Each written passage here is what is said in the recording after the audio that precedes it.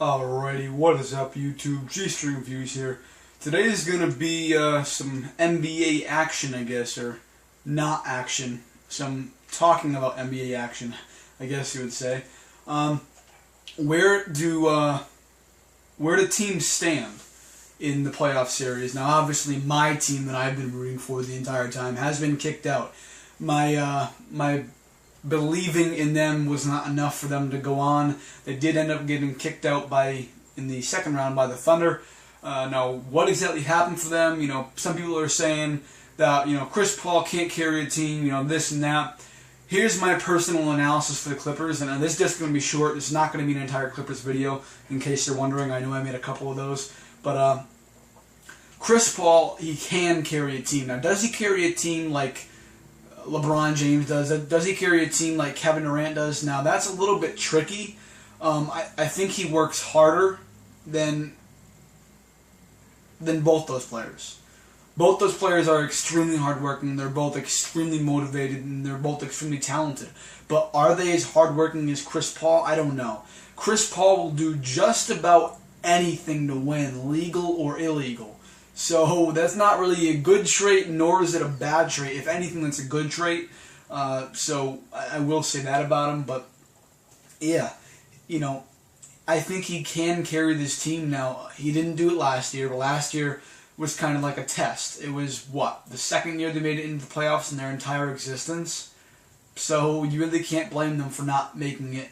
You know, this year was, I believe, their third time making it into the playoffs. So overall, I mean, their team is great.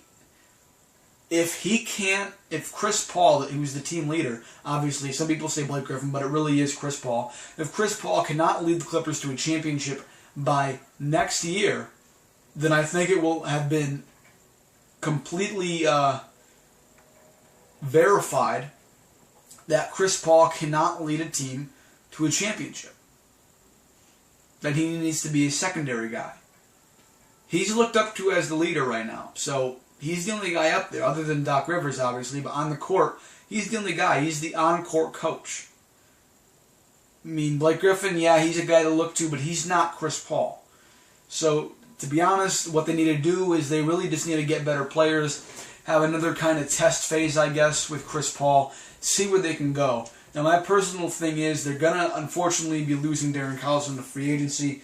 That is quite obvious. He's not going to be staying in the backup point guard for the Clippers. Now, if he did, that would be amazing, but I highly doubt he is. Danny Granger, now they can actually re-sign him to a cheaper contract. He makes about $14 million right now. They can sign him to anywhere from 2 to 5. So he would be a decent guy to keep on the team, but he wouldn't be a guy who you want to be starting. DeAndre Jordan, obviously one of the leaders of his team. Jamal Crawford, another amazing player. Now, does he deserve to stick around? 100%. To be honest, keep him around until he retires, and you know, just leave it at that. Glenn Davis, he really didn't work out. Big baby, you know, he did not really work out this year, so get rid of him. Matt Barnes, unfortunately, I say get rid of him. JJ Redick, one of the absolute best shooters on this team. You need to keep JJ Redick.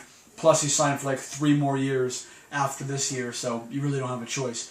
Hidu Turkoglu, I don't really know if he was great or not. He didn't really get minutes, so you can't really say he's great or not. But to be honest, everybody down, I mean, they're just rotational players, so they're not really big pieces of this team. The main thing is to be able to get a better starting small forward, I would say, a better guy to look to. They definitely stacked up against, I would say, the third best team in all the NBA. You know, it's a race between the Heat and the Spurs for the number 1 best team, but it was a tough one. Now, for the second round, where do these teams match up? Or actually, the conference finals, because obviously this just was the second round.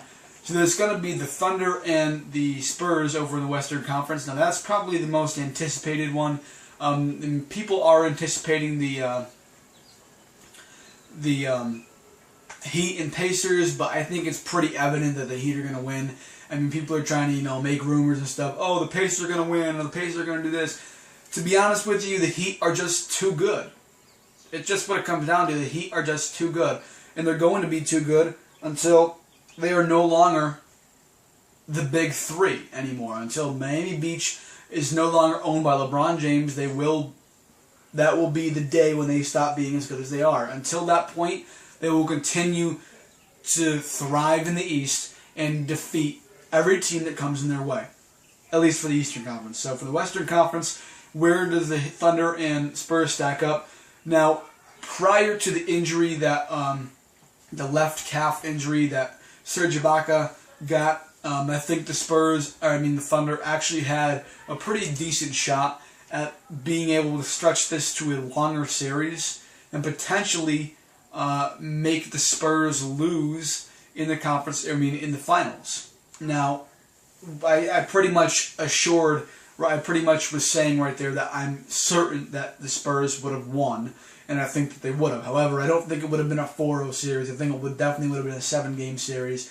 I don't even think a 6-game series would have been in the question. So, if they lost Kevin Durant, I think they would be done. If they lost Russell Westbrook, to be honest, the best player that they have on the team who they are able to lose is Russell Westbrook. He's the only expendable player. KD leads this team. Serge Ibaka, they just don't have any other backups that can back up.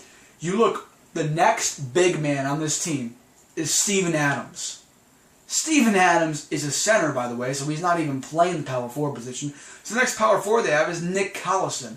Nick Collison is a great, hard-working player, but he's not going to lead this team like Serge Ibaka does. Now, I hate Serge Ibaka, but that's besides the point. He's a great player. So Nick Collison is not going to be able to lead the team and carry the defensive end like Serge Ibaka does. He's a powerhouse when it comes to the defensive end, and he's their only defensive player on the starting lineup, to be honest with you.